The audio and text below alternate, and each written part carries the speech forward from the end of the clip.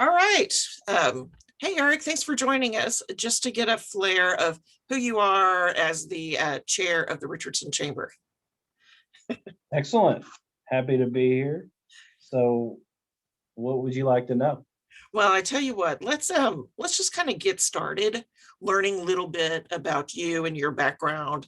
Um, Really kind of more on a professional basis. Like, what is your background with the chamber? Okay, well, I'll give you from start to now. So, I started I would say 12 or 13 years ago. So, I'm a lender in the Richardson area, and one of the things that my boss, Richard Ramey, who is past chair, wanted me to do was getting plugged into the area where we were officing in Richardson. So first thing he wanted to do is get me plugged into the chamber, and at that time I was under 40, so I went right into the RYP uh, networking, and starting to meet everybody there, uh, and that's how I started with the chambers through RYP, Richardson Young Professionals. And then as I was making new relationships and getting to know everybody, I learned about Leadership Richardson. So that was my next step. Was I uh, became involved with LR in a class of 26, the best class, and I deepened my relationship with the chamber and with the city of Richardson through LR. Had many friends, many connections made through LR that are still friends and connections today. And it also encouraged me to get involved in any way possible. That's one of the things you get from LR as you come out, you see all the ways you can get plugged in. So starting off with furthering my relationship with the chamber, became a tri-chair with RYP, and did that while as tri-chair became an advisory board member to the chamber, and began getting involved in other committees for the chamber, golf being one of them, and getting to know more people there and having the folks at the chamber get to know me better. I went from advisory board member to board member, full-fledged board member, and got to see how the board operates, the decision making, how what's the function of the board, and how we do things. And in the process of that, got more involved with other committees in the chamber through various positions I held as as a vice chair of the board on the executive committee. So I went into the finance committee, chaired that, did that for a couple of years, then chaired it. Then I went into a couple of other vice chair positions, and got to be involved with several other committees under each vice chair, and got to know the chamber even more. And finally, I guess after I worked Bill down, and 13 years later, and this is after taking a little time out because I had a session end as a board member and had to sit out for a year, and then came back, and here I am now as chair. I did skip over my final year as vice chair, first vice chair. Went straight to the chairman's spot, which is fine with me. Happy to serve, and with my experience that I've had over the last decade and plus of chamber, being part of the chamber, I felt comfortable in taking that position. And then following somebody like Stan Bradshaw, chairman of 2020, and everything that he did to help stabilize from the chairman's point. Of course, it's not just Stan that did it. Stan and Bill and the staff, and just following that year, I figured I can't make it any worse. So here I am. Well, good. Well, now tell me, because you have been involved for like 12 years, why do you keep coming back? I mean, beyond you just having a involved kind of personality, what is it about the chamber that you think is worth investing your time in? Well, a couple of reasons. One, my boss is still Richard Ramey. And two, as I you use a really good word, invest. I spent a lot of time getting to know how the chamber operates. And me as a banker, I get involved with my customers and their businesses. And as part of my service, I try to find ways to help improve the businesses through suggestions on, from the finance side. And so as I spent time in the chamber, specifically on the finance committee, I got to see where, there could be some input from my standpoint that could positively impact the chamber. And so, with the time that I've put into the chamber, I just want to see the chamber do well. And it kind of snowballed. So the more that I put time into the chamber and have actually a meaningful impact in the various positions I've held, it just makes me want to do more and see the chamber do well and grow. So, so you're going to be the chair in 2021, and believe it or not, I'm like looking around going, how are we through the first quarter of 2021? Anyway, how do you feel like where do you want to put your focus and intensity maybe for this year? Well, that's a list. There's a lot of things that I'm going to put a lot of focus and intensity on. One of the big initiatives that I'm taking this year is the DEI initiative. It's more than just an initiative. It's a DNA component of the chamber that I think is going to be permanent. Right now, it's a task force, which I think spell out DEI, just where we get everybody on the same page. DEI, diversity, equity, and inclusion. There we go. So this is something that was kind of on my heart last year as we were going through a lot of the turmoil, a lot of conversations, uncomfortable conversations, but positive conversations. And I thought that as businesses continue to grow, we're going to look at the DEI perspective. Are we getting the best people? Are we giving everybody a fair shot? What are we doing to really maximize the talent we have here? And are we soliciting talent in the right ways? And I've had some conversations with some folks that I work with that gave me some good perspective. And it's through those conversations that I had the idea of let's bring in DEI into the chamber, because there's businesses who probably can't afford to bring in their own initiatives. And the chamber could have that impact on these companies by having a DEI initiative that affects the chamber internally, but then also can affect the chamber members outwardly.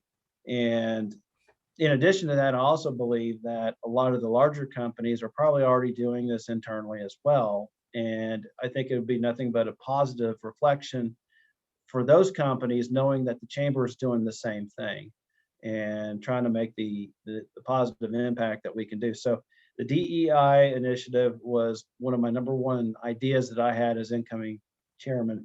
Then also we have our 75th anniversary for the chamber. I don't know about you, but I think those are rare and they should be celebrated. Yep. And I want to make sure that we, in every opportunity, put that out there to everybody that we are a 75-year-old organization. We've seen the good times, we've seen the bad, and here we are, and we are thriving. And despite 2020, we found ways to be stronger. And we're going to have another positive 25 years, and next thing you know, we're celebrating 100 years as a chamber. And won't that be a party? So you had the 75th anniversary. Another big thing that we're doing this year, as if I had enough already, was the reaccreditation. We're coming up for another term where we can reapply for reaccreditation. We're one of the few chambers in the nation that has 5-star rating. And not only did we achieve the 5-star rating, we've been able to maintain the 5-star rating at the last reaccreditation, and I expect to do that again this time. One of the things that I think we're going to do that we're already looking at is just how we operate as a chamber from the ground up. We're incorporating the DEI initiative into our, like I said, our chamber DNA that's going to go into our planning. And I think that's going to be well received by those who are reviewing our our reaccreditation through the process. And we're going to put our best foot forward to keep those 5 stars. And if we do that for the foreseeable future, I guess it's every 5 years, we'll continue to be an exclusive chamber with that merit, which will also give us opportunities to get into some doors where we otherwise wouldn't. So the 5-star reaccreditation is another big thing that we're working on. And I'll wave you then down there's just to make a note. That's from the U.S. Chamber of Commerce. Just that's who, you know, minor detail, but yeah, they're in the business of knowing chambers, and they think we're one of the best. So, and there's no way we're going to lose that on my watch. So that's another big initiative that we're taking, that we're just starting the process right now and going through all that. So in addition to that, this year was an interesting year. As I said from the very get-go, this is a year of opportunity and recovery. So 2020 was a tough year on everybody, especially the chambers. And we were able to operate, and thankfully, because of President Bush and the huge annual meeting that we had that year, we were able to contribute to a positive budget, to a positive variance to budget, and have actually a strong fiscal year. We are starting off 2021 on the right foot with another big annual meeting, which those stats will come out shortly, but we had good attendance. We had a great speaker in Mark Cuban, and Stan Bradshaw really did a good job in bringing him in as a speaker, and the staff, as always, did a great job in putting together a great virtual production. So that's something that I'm looking at this year and next. It's going to be my turn to bring in a good speaker, and hopefully, if the numbers continue to improve, we can do that as an in-person event. I'm sure we're all ready for that. Sure. But only if it makes sense with regards to how COVID is going at that point. So, and then I guess finally on that note, this year we did something else that we've never done before. We participated in the SBA PPP program, which means that we obtained a loan. The chamber has never done that before. This is a loan that will be forgivable, and with the oversight that we have through our finance committee, we will make sure to stick with the SBA guidelines and have that loan forgiven. With that, if we were to stay on budget, that's going to create a large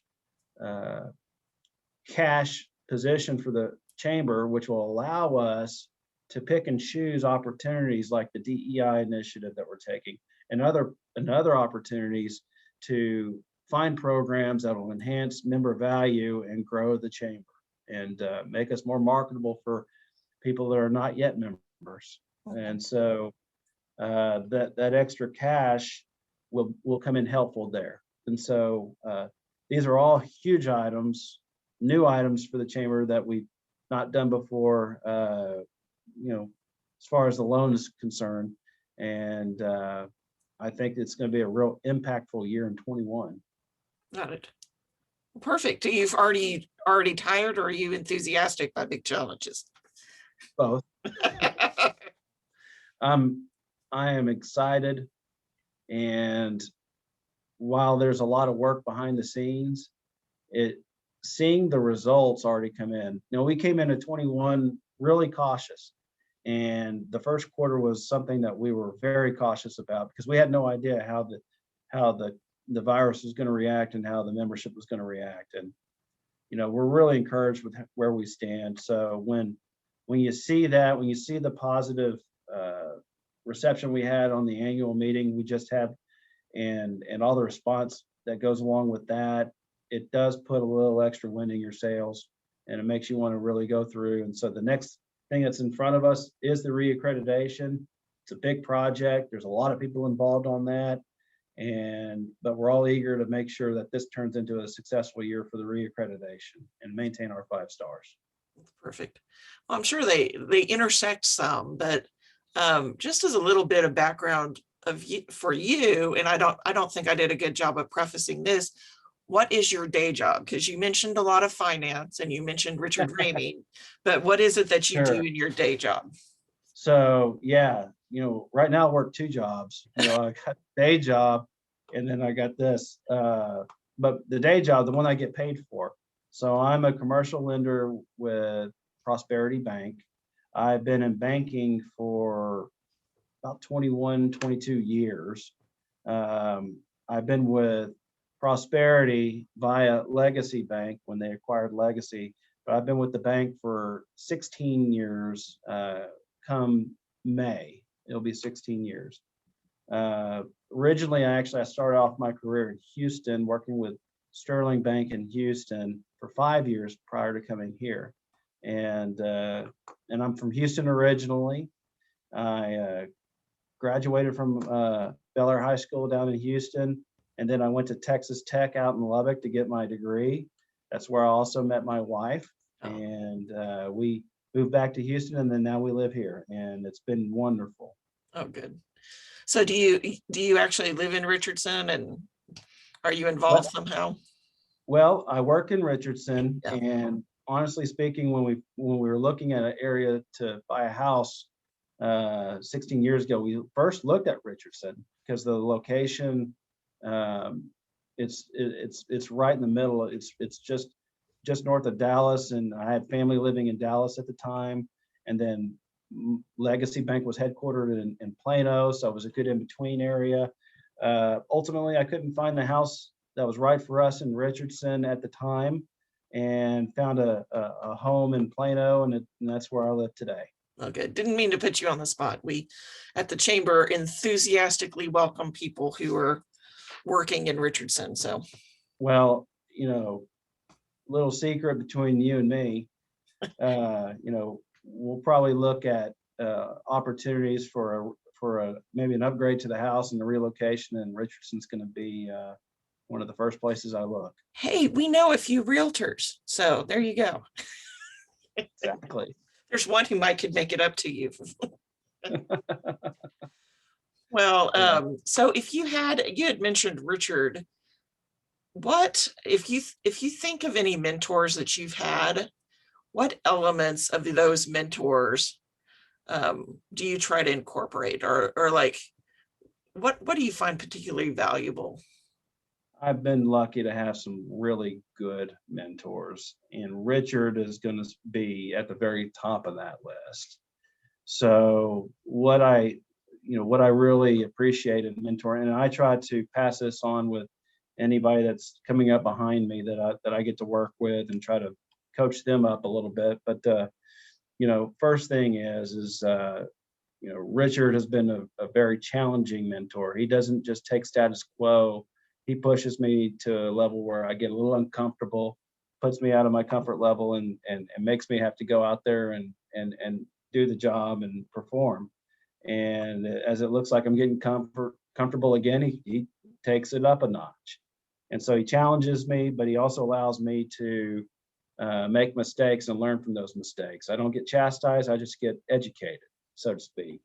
And so being fair, being patient, allowing me to learn, um, giving me opportunities to grow, the ability to join Leadership Richardson and do something like that, which is a time commitment that that's kind of how Richard really helped me along and give me those opportunities. In addition, another program that I got to do over the last few years, it's more geared towards bankers, is the Southwest Graduate School of Banking, which is also called SWIGSB. It's a program at SMU. It's a 3-year program, and during that program, you're away from the bank and hands off. They don't. Everybody covers your portfolio. They take care of your customers. You go to SWIGSB and you're there for 2 weeks at a time in class, and it's three sessions annually, and really good place to network, learn a little bit more about the craft for banking, and it's those opportunities that have made me a better banker. And so having a mentor that allows me to do something like that, and that's tuition isn't free, and to have the bank backing me up to do that, it's been wonderful. And so the leadership that he's been able to give me, and then in addition to loyalty, I mean, he's always had my back. I know I have nobody better as a mentor than Richard. He's going to promote me in best way he can to put me in the right position. So, the loyalty is a big one. And so actually it's a big reason why I've been in the same with the same company for going on 16 years. Probably in the banking industry, you don't see that kind of longevity very often. Bankers have a reputation for hopping around, but not when you have somebody that can anchor you down and give you the kind of mentoring that Richard has been able to give me. So Sure. Now, in turn, I would still put you in the younger, you started out in RYP. Have you found opportunities to mentor others? Well, I'm only 3 years removed from the age limit of RYP. So, and I don't tell anybody else, but I think I might crash their happy hour this week. In person. Yeah, I've actually had a lot of opportunity internally here at work to help coach up analysts on the credit side. I have a background in credit, and so I've been able to mentor and help them out. I've also developed friendships through the chamber, and I'm always looking for ways to mentor, especially with the RYP crowd, because that's where I came from. I always look for opportunities. One of the things I wanted to do, and COVID derailed it, I was just starting to put together a mentoring program with RYP prior to COVID coming in and basically turning everything virtual. That's something I would love to see happen. Don't know with the list of things that we got going on that I'm going to be able to make it happen immediately, but I know I have some good people that are currently serving on the executive committee with me, and maybe some potential chairmen or chairwomen that are going to come up behind me that might be able to take that torch and run with it, because I do think we need to have a good formalized mentoring program with our RYP members. It'll only strengthen the chamber because it's going to deepen the relationship with those RYP members. And as they progress in their career, those are the future board members and executive committee members and potentially a future chairperson. Perfect. Well, is there any other things that you want to inspire the membership to do this year? Or before we wrap up, your chance at final shots, how would you like individual companies or individuals to get involved? Sponsor the heck out of us. Says the finance guy. I can't let this go without at least asking to take out your checkbook. No, this is going to be a year of opportunity where we're looking at all of our programs. We're trying to see how we can improve them. We're trying to see how we can safely bring things back into personal programs where you don't have to do this virtually. We're going to certainly adhere to the CDC guidelines and to the state and local laws, but we certainly want to keep our members involved, engaged. We want to have programs that are going to be value add programs like our DEI. I think it's going to be a huge one once we get it up and running. And we can't do all this without the support of the membership financially. So while everybody's looking for ways to get the most out of 2021, I think the more involved you can get with the chamber and the way you can support the chamber through your sponsorships, you're going to get it back in spades this year and in years to come. The things that we do this year are going to impact the next 5 years easily. So please be engaged, sponsor where you can, you'll get it back in dividends. I do think that it's interesting. We're coming out of the chutes. There's going to be a whole reset, I think, in how, business is even done in the next 5 years. And I do know that the chamber is going to be a real part of that, resetting how the future works. I totally agree. I think we actually have an opportunity to make a difference for a lot of companies. Once they learn about what we're doing, they're going to tell their friends, and hopefully they're going to bring their friends to front door and allow us to meet them and bring them in as new members. You know, I hate to say it this way, we are kind of a hidden gem, but at the same time, we're not hidden. We're out there. We're on social media. We're out there. We got our YouTube program that we had for the annual meeting. Go out there and watch it. It's a lot of fun. Shark Tank, Mark Cuban. It was just awesome. You know, forgive the bad acting. Sorry about It really is. All right. Well, thank you so much for talking with us, and I'm looking forward to another great year. Well, thank you very much. And thank you for everything you do, Amy. And we're going to have a lot of fun in 21. Well, good.